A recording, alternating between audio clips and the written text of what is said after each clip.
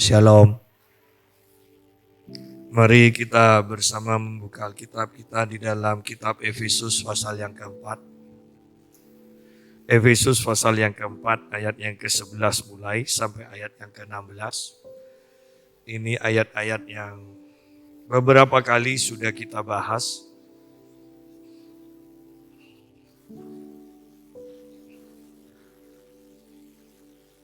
Efesus 4 ayat 11, dan ialah yang memberikan baik rasul-rasul maupun nabi-nabi, baik pemberita-pemberita Injil maupun gembala-gembala, dan pengajar-pengajar untuk memperlengkapi orang-orang kudus bagi pekerjaan pelayanan, bagi pembangunan tubuh Kristus, sampai kita semua telah mencapai kesatuan iman dan pengetahuan yang benar tentang anak Allah, kedewasaan penuh dan tingkat pertumbuhan yang sesuai dengan kepenuhan Kristus.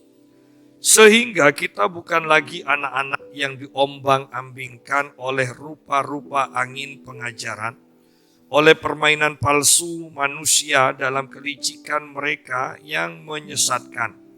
Tetapi dengan teguh berpegang kepada kebenaran di dalam kasih, kita bertumbuh di dalam segala hal ke arah Dia, Kristus yang adalah kepala.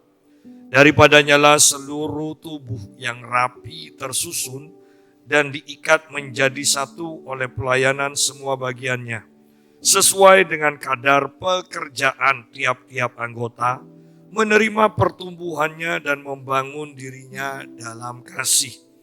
Nah, di sini dikatakan bahwa Tuhan yang memberi kelima jawatan kepada gerejanya.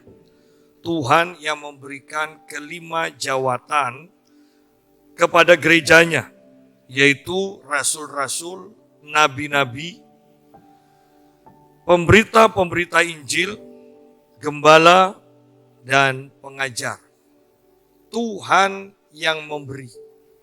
Dan belum ada ayat yang mengatakan Tuhan mengambil salah satu atau salah dua atau salah tiga dari jabatan ini. Ya. Tuhan yang memberi dan Tuhan belum menghapuskan, belum mengambil kelima jawatan ini. Sehingga kita pun harus mengakui bahwa di dalam gereja ada kelima jawatan ini. Kalau di satu gereja lokal itu tidak ada salah satu atau dua atau tiga jabatan ini, maka pemimpin setempat harus mengenal dan mengundang jawatan-jawatan yang tidak ada di gereja itu. Karena tanpa kelima jawatan ini bekerja memperlengkapi jemaat lokal, maka jemaat itu tidak akan bertumbuh sampai ke dalam kedewasaan penuh atau dalam kesempurnaan. Tidak mungkin bisa. Ya. Jadi harus ada kelima jawatan.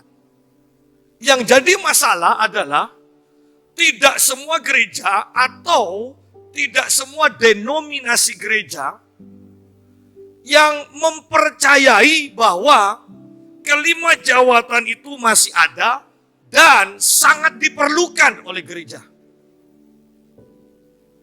Ya. Bahkan banyak bagian besar tidak percaya bahwa rasul dan nabi itu masih ada dan diperlukan. Ya. Sehingga pada akhirnya orang-orang atau gereja yang tidak percaya akan kegerakan rasul dan nabi ini, mereka mencap bahwa gereja yang mempercayai kelima jawatan ini sesat. Ya, sesat. Padahal kalau kita tidak usah dijelaskan saja, baca Alkitab di dalam kitab Wahyu, Anda akan menemukan bahwa beberapa kali disebutkan rasul, nabi, dan orang-orang kudus. Beberapa kali selalu disebutkan. Oleh karena itu, tidak mungkin, saya mau katakan ini, tidak mungkin semua gereja yang ada itu bisa bekerja sama. Tidak mungkin. Karena dasarnya saja, dasar kepercayaannya saja, itu tidak sama. Nah, disinilah dibutuhkan kita itu harus belajar sendiri membaca, mempelajari, merenungkan firman Tuhan, supaya kita mengerti kebenaran, dan ketika kita sudah tahu kemudian kita diajar oleh kelima rasul ini, maka kita bisa sempurna. Jadi kelima jawatan ini sangat diperlukan. Kita seringkali mengusahakan yuk kerjasama ya, ibadah bersama ya antar gereja. Anda bisa bayangkan, yang satu percaya bahasa roh, yang lain tidak percaya bahasa roh. Bisakah ibadah bersama dengan sehati, dengan sepikir? Tidak mungkin bisa. Yang satu percaya bahwa rasul dan nabi masih memimpin, yang lain tidak percaya. Bisakah kita ibadah bersama? Jangan membodohi diri sendiri dan tidak usah menipu diri sendiri. Yang satu percaya kesembuhan ilahi, yang satu percaya bahwa sekarang yang berperan penting adalah dokter. Kesembuhan ilahi tidak dibutuhkan lagi. Dan bisa kedua aliran ini bersatu di dalam menyembah Tuhan, bergerak bersama untuk mendatangkan kebangunan rohani? Tidak mungkin bisa. Sidang jemaat. Oleh karena itu, untuk kita bekerja sama di dalam gereja sebagai tubuh Kristus, yang pertama ini loh, ayat yang ke-11. Setiap gereja itu harus mempercayai kelima jawatan ini diberikan Tuhan, dikatakan. Diberikan Tuhan, ayat 12, untuk memperlengkapi orang-orang kudus. Untuk memperlengkapi. Berarti, tanpa satu atau dua jawatan ini bekerja, orang-orang kudus tidak lengkap.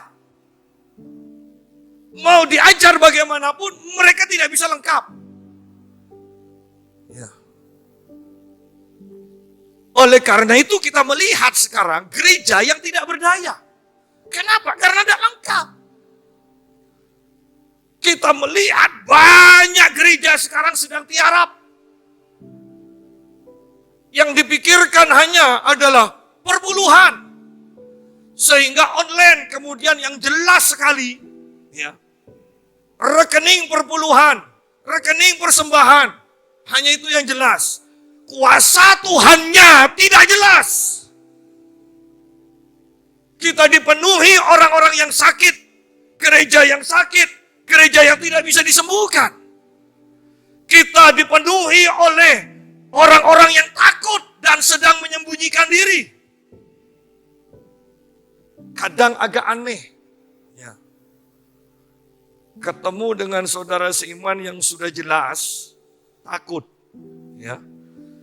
Tapi kalau cari uang ketemu sama orang yang tidak jelas, kok berani? Kita harus pikirkan ini loh. Kita tidak nuduh, hanya kok aneh. Ketemu sama orang yang sudah jelas latar belakangnya, kita sudah tahu ini sehat, takut. Kenapa? Karena iman kita tidak dibangun oleh kelima jawatan ini. Sehingga kita tidak lengkap. Kita sering mengundang hamba-hamba Tuhan. Kenapa? Karena itu diperlukan untuk memperlengkapi. Orang pikir, wow, banyak uangnya ya. Enggak. Tetapi manusia roh itu lebih penting daripada hal-hal yang jasmani, lebih penting daripada uang. Kalau bisa uang kita untuk membangun manusia roh kita, kenapa tidak dibangun? Kenapa kita tidak pakai itu? Oleh karena itu di sini jelas. Dan ialah yang memberikan. Tuhan yang memberikan. Tuhan belum mengangkat kelima jawatan ini atau salah satunya. Belum. Tuhan memberikan. Saya katakan belum diangkat salah satunya. Kenapa? Karena gereja belum diperlengkapi dan mencapai kesempurnaan. Banyak orang yang alergi dengan rasul-rasul dan nabi-nabi. Karena banyak rasul dan nabi palsu. Maka mereka kemudian menolak semua nabi. Semua rasul. Mereka tidak berpikir bahwa di sekitar mereka banyak obat palsu. Banyak uang palsu. Kenapa kok tidak ditolak semua? Ya. Banyak uang palsu, saya tidak mau pakai uang sekarang. Kan seharusnya gitu. Sudah jemaah. Bahwa kalau ada yang palsu, itu memastikan bahwa pasti ada yang benar. Pasti ada yang asli. Ya. Kejelian kita untuk bisa memilah, membedakan mana yang asli dan mana yang palsu. Jadi lihat di sini bahwa kelima jawatan ini, rasul, nabi, pemberita Injil atau penginjil, gembala dan pengajar, itu diberikan Tuhan untuk memperlengkapi orang-orang kudus bagi pekerjaan pelayanan, bagi pembangunan tubuh Kristus, bagi pekerjaan pelayanan. Kita lihat bahwa sekarang kita itu selalu mengharapkan gembala dan tidak ada yang lain. Untuk apa? Bukan memperlengkapi, untuk melayani. Untuk melayani, makanya gembalanya rajin keliling. Ya. Untuk melayani. Tidak bagus, keliling terus tidak bagus. Pasti banyak omong. Kalau sudah banyak omong, pasti ada kesalahan. Karena kalau sudah banyak omong, rasan-rasan itu pasti ada. Ya. Kenapa kok tidak mau mempelajari firman, meminta kuasa lebih besar dari Tuhan, mengenal Tuhan?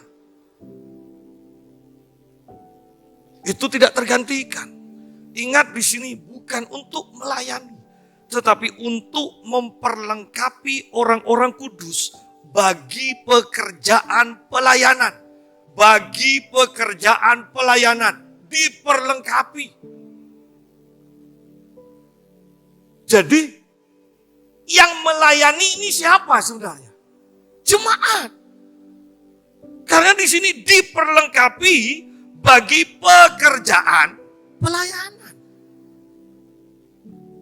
Rasul Petrus sampai mengatakan begini, ayo kita lihat Kisah Para Rasul.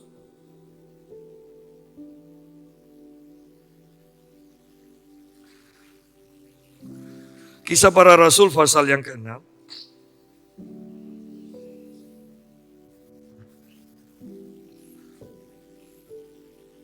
Ayat 1 dan ayat 2. Ayat 1 sampai ayat 4. Pada masa itu ketika jumlah murid makin bertambah, timbullah sungut-sungut di antara orang-orang Yahudi dan yang berbahasa Yunani dan terhadap orang-orang Ibrani karena pembagian kepada janda-janda mereka diabaikan dalam pelayanan sehari-hari. Berhubung dengan itu, ke-12 rasul itu memanggil semua murid berkumpul dan berkata, kami tidak merasa puas karena kami melalaikan firman Allah untuk melayani meja. Lihat di sini.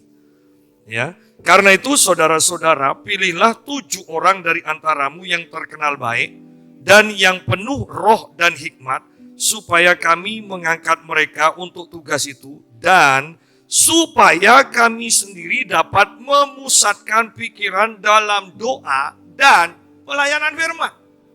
Ini loh penekanan rasul dan nabi ini. Ya. Penekanan rasul dan nabi ini.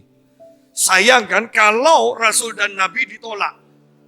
Karena yang paling banyak doanya, yang paling banyak menenggelamkan diri di dalam firman, itulah adalah rasul dan nabi.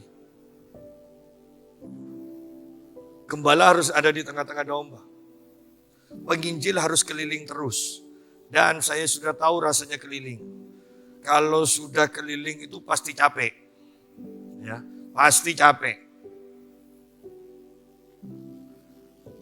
Guru lebih banyak belajar pendapat tokoh ini, pendapat tokoh itu, pendapat tokoh ini. Bukan pewahyuan, pendapat. Ya. Tetapi lihat rasul ini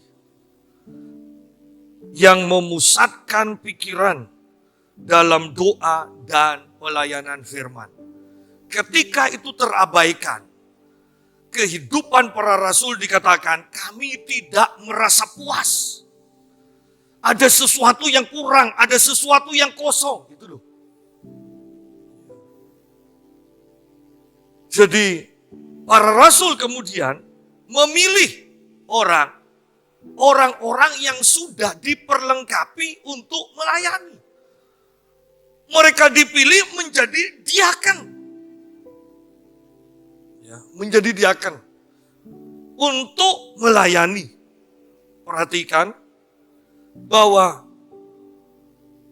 diaken dipilih ya, untuk melayani oleh para rasul. Tidak pernah ada diaken itu ngatur rasul. Tidak pernah diaken itu ngatur kelima jawatan. Tidak pernah. Ya. Kalau itu dilakukan, berarti sudah melenceng. Ya, itu sudah melenceng. Jadi, mari kita lihat sebentar bagaimana pelayanan para rasul ini di dalam Kisah Para Rasul pasal yang kedua. Kita akan lihat memperlengkapi itu gunanya untuk apa. Ayat yang ke-41 sampai 42. Orang-orang yang menerima perkataannya itu, perkataan Petrus, memberi diri dibaptis. Dan pada hari itu jumlah mereka bertambah kira-kira 3.000 jiwa. Mereka bertekun. Nah, orang-orang yang baru percaya ini bertekun dalam pengajaran rasul-rasul dan dalam persekutuan, dan mereka selalu berkumpul untuk memecahkan roti dan berdoa. Perhatikan kata bertekun dan selalu berkumpul. Itu berarti bukan seminggu sekali. Itu sering. Bertekun dalam pengajaran rasul-rasul. Ini penting. Kenapa? Lihat mereka itu bertekun di dalam pengajaran rasul-rasul. Dan ketika masa aniaya datang, kita lihat pasal yang ke-8. Ayat 1b, penganiayaan terhadap jemaat di Yerusalem. Pada waktu itu, mulailah penganiayaan yang hebat terhadap jemaat di Yerusalem. Mereka semua, kecuali rasul-rasul, tersebar ke seluruh daerah Yudea dan Samaria. Orang-orang saleh menguburkan mayat Stefanus serta meratapinya dengan sangat. Tetapi Saulus berusaha membinasakan jemaat itu, dan ia memasuki rumah demi rumah dan menyeret laki-laki dan perempuan keluar dan menyerahkan mereka untuk dimasukkan ke dalam penjara. Mereka yang tersebar itu menjelajah seluruh negeri itu sambil memberitakan Injil. Dan Filipus pergi ke suatu kota di Samaria dan memberitakan Mesias kepada orang-orang di situ. Ketika orang banyak itu mendengar pemberitaan Filipus dan melihat tanda-tanda yang diadakannya, mereka semua dengan bulat hati menerima apa yang diberitakannya itu. Sebab dari banyak orang yang kerasukan roh jahat, keluarlah roh-roh itu sambil berseru dengan suara keras, dan banyak juga orang lumpuh dan orang timpang yang disembuhkan. perhatikan di sini bahwa orang-orang yang percaya itu bertekun di dalam pengajaran para rasul, dikatakan. Mereka diperlengkapi. Mereka diperlengkapi. Dan pada satu saat penganiayaan datang. Orang-orang yang percaya ini sekarang diburu untuk dipenjarakan, untuk dibunuh. Sehingga mereka melarikan diri. Tetapi ingat, mereka sudah diperlengkapi. Ketika mereka melarikan diri, dikatakan sambil memberitakan Injil. Kalau mereka tidak diperlengkapi sungguh-sungguh, mereka tidak bertekun dalam pengajaran ketika keadaan aman, mereka ketika mereka lari ya sudah. Mereka lari bahkan untuk menyembunyikan diri. Tetapi di sini tidak. Mereka melarikan diri sambil memberitakan Injil. Dan Filipus, salah satu orang percaya, ya, yang kemudian bertekun dalam pengajaran para rasul dan dalam pemilihan dipilih menjadi diaken, juga pergi sampai ke Samaria. Di sana dia memberitakan Injil dan mujizat terjadi. Sidang jemaat. Seandainya mereka atau Filipus lah tidak diperlengkapi oleh pengajaran para rasul, mereka akan melarikan diri hanya sekedar untuk menyelamatkan diri. Bisa jadi juga mereka tidak akan mengaku bahwa mereka Kristen. Pakai hikmat. Ya kan, kita sering mendengar sekarang. Pakai hikmat. Padahal itu hanya untuk menutupi ketakutan mereka. Tetapi di sini mereka melarikan diri sambil memberitakan Injil. Wow. Dan mereka diwakili oleh Filipus mengadakan mujizat, mengadakan kesembuhan. Kalau hanya Filipus ini hanya dilayani, tidak diperlengkapi. Mereka ketika mereka dalam keadaan masalah, mereka tidak akan bisa apa-apa. Kenapa? Sudah terbiasa ketika dalam keadaan masalah mereka dilayani. Kalau mereka dalam masalah dan kemudian biasa dilayani dan tidak dilayani pada waktu itu, mereka pasti bersungut-sungut, mereka pasti akan mencaci maki, mereka akan membenci. Tetapi syukur di sini mereka diperlengkapi. Ketika ada masalah, mereka sudah siap. Itu loh, itu bedanya. Itu bedanya. Ya, itu bedanya. Dan saya tidak bisa membayangkan Filipus. Dia melihat kebangunan rohani terjadi. Ingat, Filipus pada waktu itu hanya diaken. Yang hanya mengurus meja. Kebutuhan sosial dari jemaat yang baru percaya. Tetapi dia sudah diperlengkapi. Inilah pentingnya diperlengkapi. Kita terkecoh. Lihat, banyak gereja baru mau melayani. Ketika mereka punya jabatan atau dikasih jabatan, dipilih untuk menempati jabatan, baru mereka bertindak. Filipus tidak, bahkan dalam pelarian pun, dia aktif dalam karunia-karunia rohnya. Kenapa? Karena sudah mendapatkan impartasi dari para rasul, Filipus sudah diajar sedemikian rupa sehingga karunianya menjadi berkat bagi banyak orang. Di sini gereja ada masalah. Kita mempunyai banyak jemaat. Coba lihat gereja-gereja di Indonesia saja. Banyak jemaat.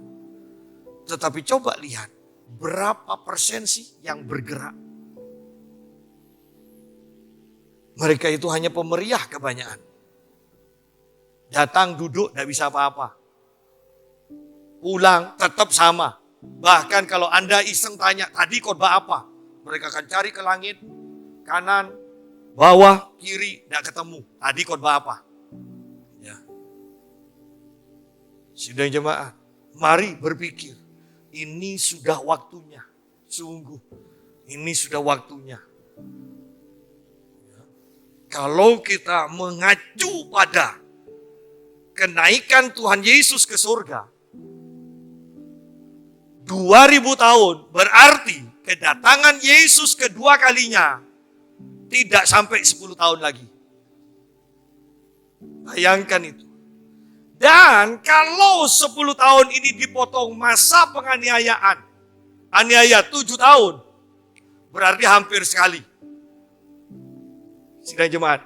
Dan yang jadi masalah, orang Kristen masih tidak diperlengkapi, hanya dilayani terus, dinina-bobokkan, sehingga ketika nanti masuk dalam masa penganiayaan, saya ragu mereka tetap berpegang pada imannya.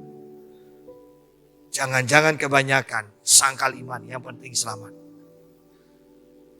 Bagaimana kalau setelah kita menyangkal iman dan langsung dipotong leher kita? Bisa kan? Bisa. Sedang jemaah.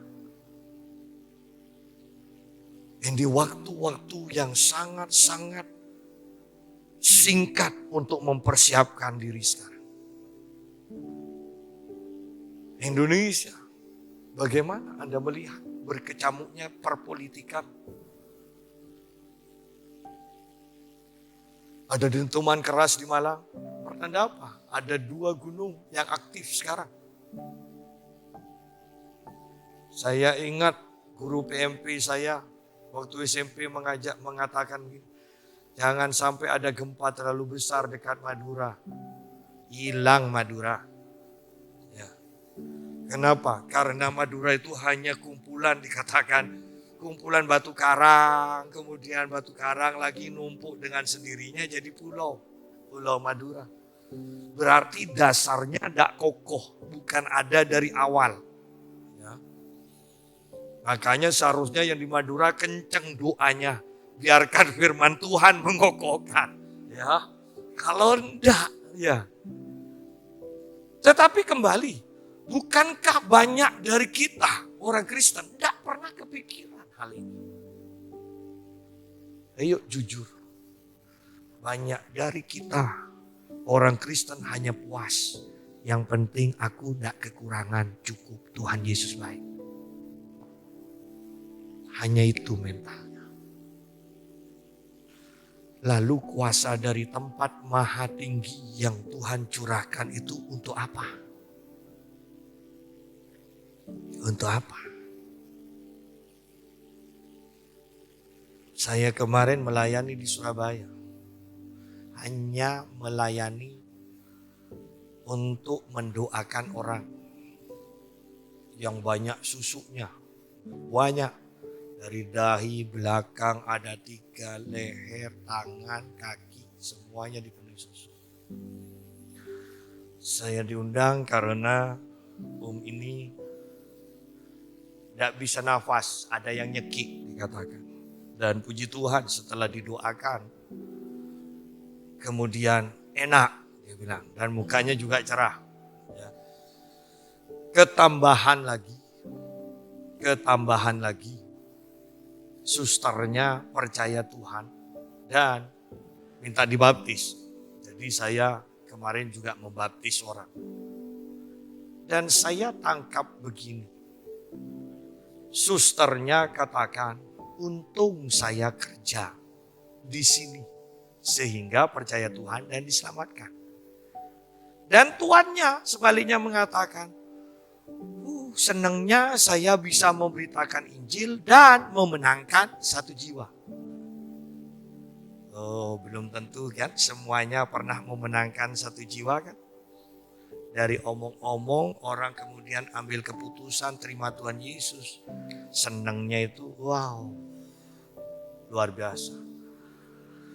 Dan saya pun senang bisa membaptis orang yang sungguh-sungguh percaya. Dan sebelum membaptis saya berikan firman sedikit, kemudian saya doakan pelepasan, terima Tuhan Yesus. Dan ketika sudah selesai didoakan pelepasan, dia kata, enak ya, lega. Memang enak. Kalau orang sumpah terus, berarti ada ikatan. Karena kalau memang kita sudah dimerdekakan, lega. pasti lega. Kalau sudah sumpek terus, ya, bahkan megang uang pun sumpek, apalagi tidak megang uang, ya, ada ikatan pasti ada ikatan. Ya. Jika terima Tuhan Yesus dan Yesus memerdekakan sepenuhnya, pasti ada kelegaan. Setelah itu hanya sebentar, pulang. Hanya datang doakan orang, baptis orang, kemudian pulang. Tetapi saya mau katakan, sukacitanya tidak bisa ditukar dengan apapun juga. Sidang jemaat, saya mau katakan, setiap kita, bukan hanya pendeta, setiap kita akan atau ditentukan Tuhan untuk melakukan pekerjaan itu. Kalau sekarang hanya dilakukan pendeta, tetapi kalau penganiayaan itu sudah datang, tidak penting organisasi apa, jemaat yang penting percaya jemaat pun bisa membaptis. Saya mau katakan, jemaat pun bisa membaptis. Dan itu yang Tuhan sebenarnya sediakan bagi gerejanya. Filipus membaptis, ingat dia bukan rasul. Dia bukan pendeta. Dan pada waktu itu tidak ada pendeta. Tidak ada. Dan ini akan kembali seperti zaman para rasul. Ketika kebangunan rohani terjadi atau bahkan penganiayaan antikris terjadi. Ayo perlengkapi diri kita, bukan hanya ingin dilayani dan kita kedapatan menjadi orang Kristen yang tidak tahu apa-apa, tidak bisa apa-apa. Jangan. Kembali kepada Efesus pasal yang keempat. Ayat 12. Kelima jawatan itu untuk memperlengkapi orang-orang kudus. Untuk memperlengkapi orang-orang kudus bagi pekerjaan pelayanan. Bagi pekerjaan pelayanan. Kemarin ketika kami perjalanan kemudian mampir makan dulu, ada WA masuk dan saya katakan maaf baru bisa balas tadi perjalanan ke Surabaya melayani pelepasan. Coba saya dekat ya Pak ya, saya ikut. Saya ingin sekali belajar bagaimana pelepasan itu. Ada kerinduan untuk belajar. Saya ingin kita semua juga selalu punya kerinduan untuk belajar. Apakah menyembuhkan orang sakit, apakah memberitakan Injil, apakah mengadakan mujizat, apakah bernubuat, punya kerinduan untuk belajar dan mempraktekannya. Jangan hanya dengar khotbah yang selalu hanya mengatakan Tuhan Yesus baik ya. Nanti kalau kita masuk surga, kalau sudah mati masuk surga, amin. Hanya gitu terus setiap minggu. Saya tidak yakin mati kita masuk surga. Tidak yakin. Karena kalau memang orang benar-benar diselamatkan, saya mau katakan, kita sungguh akan berubah karakter kita. Kuasa yang dari Tuhan akan dimanifestasikan juga di dalam kehidupan kita. Dan sepenuhnya ketika kita diperlengkapi, kita wajib hidupnya sama seperti ketika Yesus hidup di muka bumi. Banyak yang tidak masuk ke takaran ini kan. Ya, saya bahkan takutnya Yohanes 3 ayat 16 saja dah hafal. Ya, kalau sampai itu dah hafal, kekristenan kita patut dipertanyakan. Ya. Untuk memperlengkapi orang-orang kudus bagi pekerjaan pelayanan bagi pembangunan tubuh Kristus. Jadi antar sesama tubuh ini, anggota ini yang sudah diperlengkapi itu saling membangun, ya kan? Saling membangun. Istilahnya kalau kita ini berfungsi, kaki gatel, tangan bisa garuk. Gitu loh. Saling memperlengkapi. Kalau tangan tidak berfungsi, ya kaki gatel, hanya mulut yang kerja, ngomel. Ngomel kan, gatel ngomel. Tapi kalau ada tangan, garuk. Sedang jemaat, tidak cukup hanya pengertian. Kita sungguh harus diperlengkapi kuasa kemampuan untuk melakukan firman Tuhan, untuk mempraktekkan kuasa dari Tuhan. Ya. Pembangunan tubuh Kristus. Terus dibangun, terus saling membangun, sampai kita semua telah mencapai kesatuan iman dan pengetahuan yang benar tentang anak Allah. Kesatuan iman. Ada gereja yang mengatakan rokok tidak apa-apa. Kita menganut ngerokok tidak boleh. Kesatuan iman. Berarti kalau masih banyak tidak samanya, belum bersatu dan tidak bisa dipersatukan kalau tetap mempertahankan prinsip. Kita kembali kepada firman Tuhan. Pak, kan ngerokok tidak masalah. Saya mau katakan begini. Banyak teman saya, itu kalau waktu sekolah Alkitab kan pasti untuk dapat ijazah harus ikut kepenuhan Roh Kudus. Walaupun banyak yang bohong ya. Oh, meja itu ya kursi digerakkan. Oh, diikat kan. Penuh Roh Kudus katanya. Ya, ada yang sampai mukul kursi, jendar diikat, mukul kursi itu diikat. Ya penuh Roh Kudus, apalagi mukul orang. Ya kan?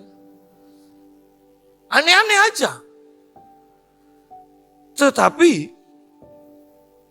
banyak teman saya yang mengatakan ketika mereka sungguh-sungguh mencari kebenaran Roh Kudus, yang ngerokok itu pasti mau muntah, dikatakan. Dan tidak jadi berbahasa roh. Ya harus dilayani pelepasan. Anda pernah mendengar orang-orang yang ngerokok itu mengatakan tidak bisa berhenti? Ya sering orang yang ngerokok kan katakan tidak bisa berhenti. Berhentilah, awas paru-parunya. Maunya sih ya, tapi tidak bisa. Loh, kenapa tidak bisa? Yang memulai ngerokok dia, yang ngerokok dia, seharusnya berhenti kan bisa dia juga. Tetapi tidak bisa.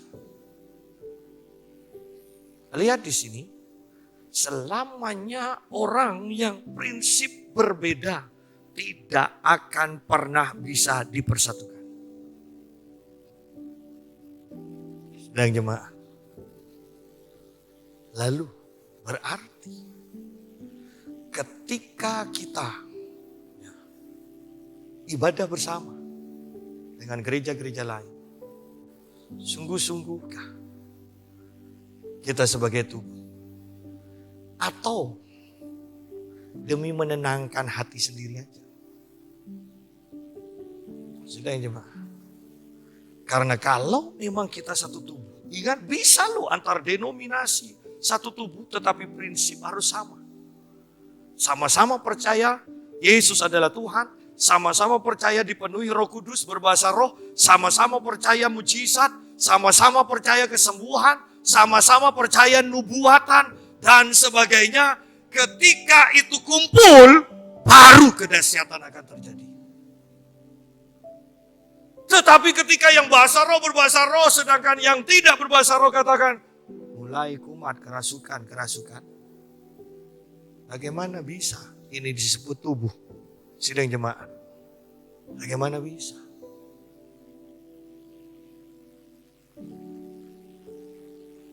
Seorang hamba Tuhan katakan begini pada saya. Pak Yusa, saya diajak papi, maksudnya papi almarhum, untuk melayani di penjara. Saya tidak mau. untuk melayani orang narkoba. Kenapa Pak kau tidak mau? Saya tanya. Apa? Saya di Jakarta juga melayani kok. Sudah pamit keluar, pamit 2 bulan, ketemu lagi. Saya layani lagi. Sudah waktunya keluar, pamit. Awas loh ya, jangan diulangi lagi. Ketemu lagi Pak Yusa. Ketemunya kan di penjara lagi kan, tidak enak kan? Ketemunya di gereja bagus. Jadi saya katakan, enggak lah, ada apa saya melayani? Seringkali orang comot. Matius 25 kan, ketika aku di penjara, engkau melayani. Perhatikan, saya berkata, yang di dalam Matius 25 itu mereka dipenjarakan karena imannya, bukan karena dosanya. Perhatikan, itu bedanya. Ya, jadi ayo jangan terlalu naif ya. Gunakan waktu sebaik mungkin, pelajari firman sungguh-sungguh. Sampai kita semua telah mencapai kesatuan iman. Satu iman. Yesus adalah Tuhan. Yesus tidak pernah berubah. Dahulu Yesus melakukan mujizat. Sekarang Yesus melakukan mujizat. Dia tetap akan melakukan mujizat. Dia yang menyediakan kelima jawatan, maka kelima jawatan itu tetap harus kita terima, terus kita hormati, karena itu tidak akan hilang tanpa rencana Tuhan semuanya digenapi di muka bumi.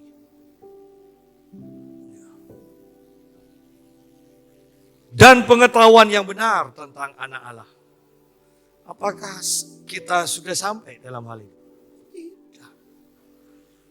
Pengetahuan yang benar, atau istilah yang lebih tepat, pengalaman yang benar tentang anak Allah.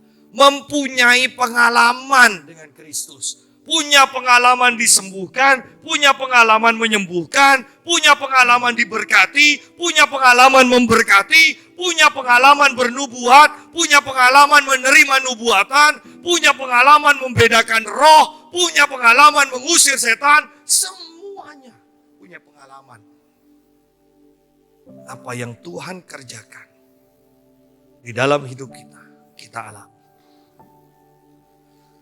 Jangan terjebak, saya katakan lagi, hanya dengan, saya tidak kekurangan apa-apa, Tuhan baik. Jangan, itu zona kenyamanan yang akan membuat kita tidak bisa bertumbuh.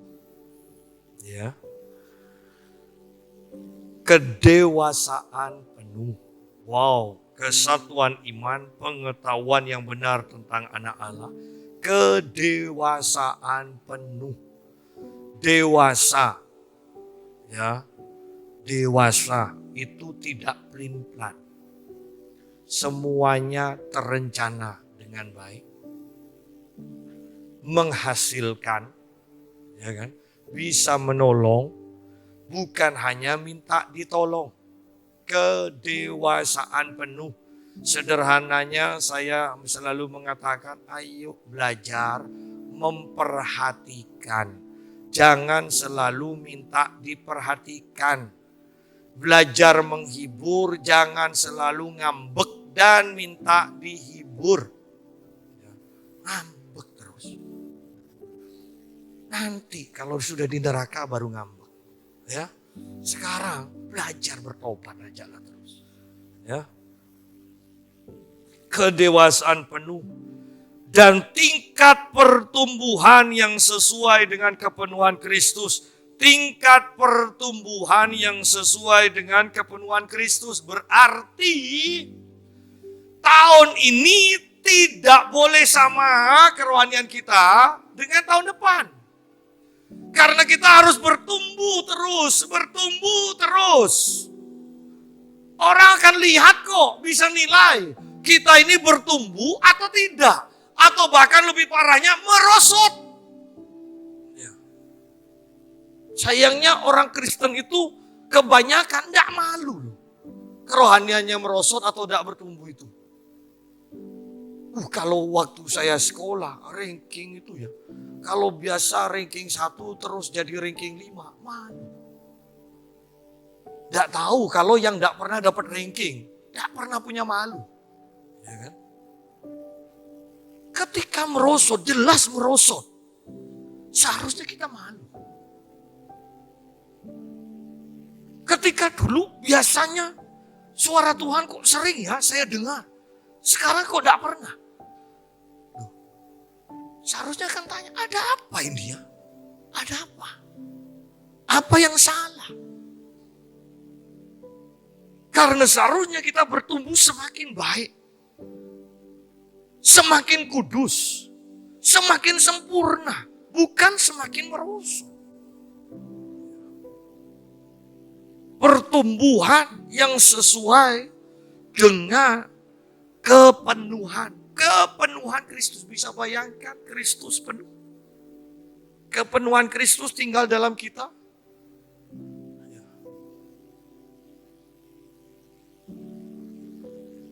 Ketika Kristus berbicara, itu pasti terjadi.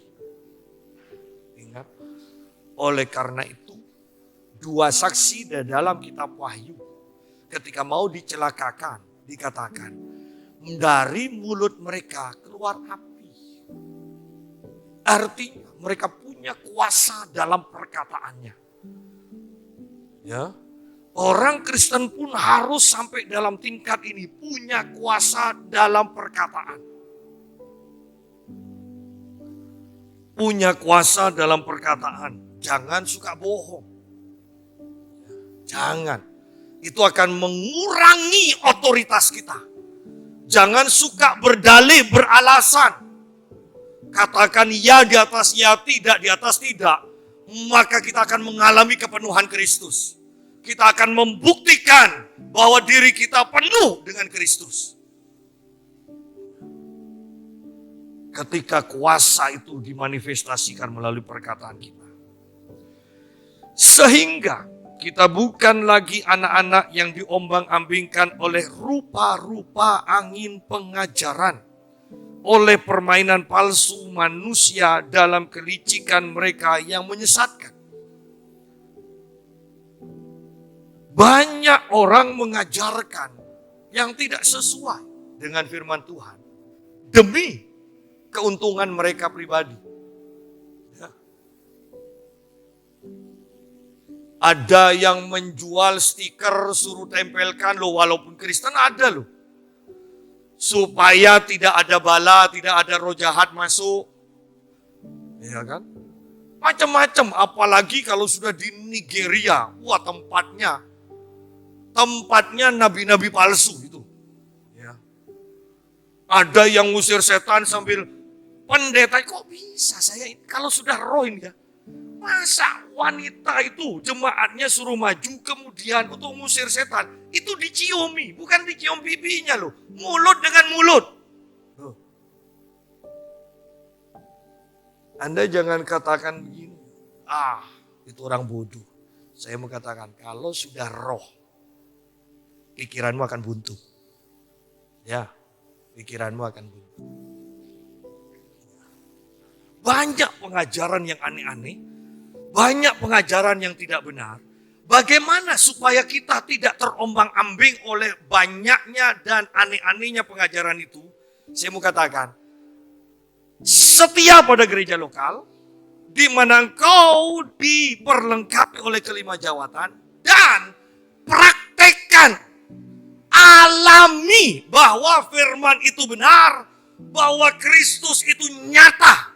Ketika engkau punya pengalaman, engkau tidak akan tergoyahkan. Tidak akan tergoyahkan. Anda dulu sakit kanker, kemudian Anda disembuhkan secara mujizat oleh Tuhan, kemudian ada pendeta lain yang mengatakan, Yesus sekarang tidak menyembuhkan. Saya ini sudah ngalami, kan gitu. Ya kan? Tidak akan tergoyahkan. Ketika engkau mengalami Kristus, maka engkau mau diajar yang salah, engkau tidak akan terombang-ambing. Engkau akan tetap punya keputusan yang tidak tergoyahkan. Bahwa Yesus masih menyembuhkan dan melakukan mujizat.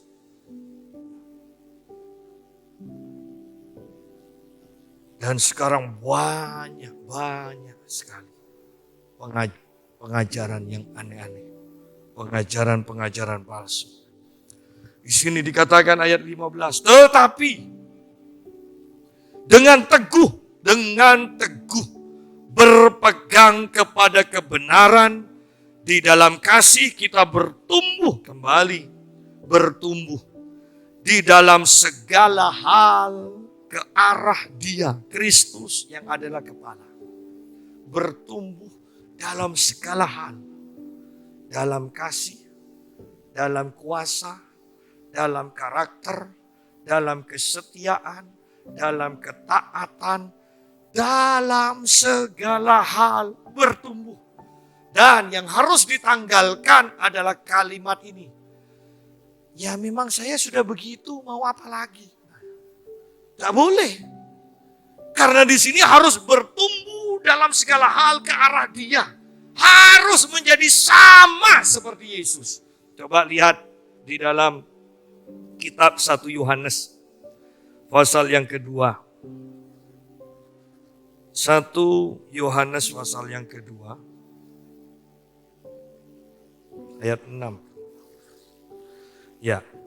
1 Yohanes pasal yang kedua ayat yang ke-6. Barang siapa mengatakan bahwa ia ada di dalam Dia, di dalam Kristus, ia wajib hidup sama seperti Kristus telah hidup. Perhatikan kita, Kristus telah hidup. Bagaimana Kristus hidup? Ini mengacu pada kehidupan Yesus selagi di muka bumi.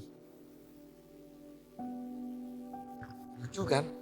Kalau kita perhatikan Yesus itu sederhana, satu pengajarannya. Kedua, yang paling dominan, ngusir setan dan menyembuhkan orang sakit. Tidak usah soal ketaatannya dulu. Karena itu masalah hati. Tidak usah kekudusan dulu. Karena banyak orang munafik. Tetapi ini loh. Punya pengajaran, punya firman. Ngerti firman. Bisa berbicara, membicarakan firman. Bisa ngajarkan firman. Mempraktekkan firman. Ngusir setan. Dan menyembuhkan orang sakit.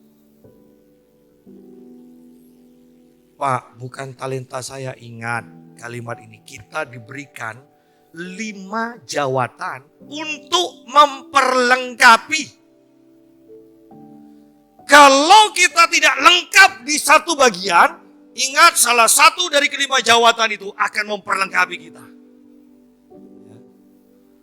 Oleh karena itu jangan menyerah ketika kita belum bisa menyembuhkan. Kita hanya penuh dengan kemurahan dan kita kata, enggak, bukan bagianku menyembuhkan, bukan bagianku bernubuat. Hei, kita ini akan diperlengkapi sampai sepenuhnya sama dengan Kristus ketika Dia hidup. Jadi yang dahulu tidak bisa, yang dahulu bahkan tidak ada di dalam kita. Ingat, kita diberikan kelima jawatan untuk memperlengkapi. Yang tidak ada menjadi ada, yang sudah ada tidak tahu menggunakannya, akan diperlengkapi. Bagaimana cara menggunakannya?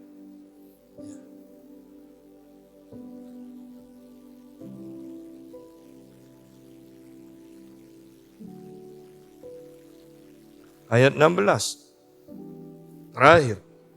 Daripadanya lah seluruh tubuh yang rapi tersusun dan diikat menjadi satu oleh pelayanan semua bagiannya sesuai dengan kadar pekerjaan tiap-tiap anggota, menerima pertumbuhannya dan membangun dirinya dalam kasih.